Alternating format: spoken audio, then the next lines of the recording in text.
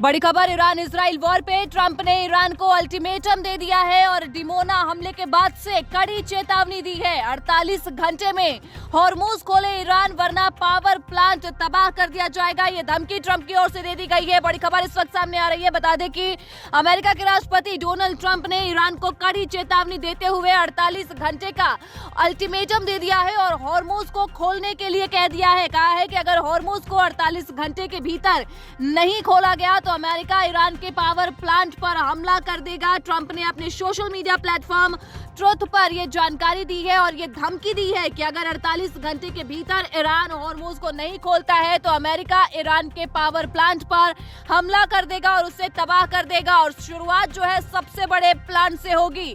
वहीं ईरान ने भी पलटवार करते हुए ये चेतावनी अमेरिका को दे दी है कि अगर उसके पावर प्लांट को निशाना बनाया जाता है तो वो मिडिल ईस्ट में अमेरिका और इजराइल से जुड़े सभी ऊर्जा ढांचे पर हमला कर देगा। ईरान के खातम अल अनबिया सेंट्रल कमांड के प्रवक्ता इब्राहिम जुल्फागारी ने यह कहा है कि ईरान अमेरिका और इजराइल से जुड़े समुद्री पानी को मीठा बनाने वाले प्लांट और आईटी इंफ्रास्ट्रक्चर पर भी वो हमला करेगा। तो ये बड़ी जानकारी एक और से जहां अमेरिका की ओर से ईरान को यह अल्टीमेटम दिया गया है तो वहीं ईरान ने भी पलटवार करते हुए कहा है कि अगर उसके पावर प्लांट पर हमला होता है तो वो भी चुप नहीं बैठेगा। आपको बता दें कि ईरान की ओर से शनिवार रात को इजराइल के दक्षिण शहर डिमोना पर बैलिस्टिक मिसाइल से हमला किया गया था, जिसके बाद से 20 लोग कम से कम घायल हो गए हैं। डिमोना वही शहर है, आपको याद दिला दे, जहां पर इजराइल का न्यूक्लियर प्रोग्राम सेंटर है। इसी के बाद से ट्रंप की ओर से ये ईरान को चेतावनी दी गई कि अगर वो इसे नहीं खोलेगा तो बिजली संयंत्रों को निशाना बनाकर अमेरिका उसे नष्ट कर देगा।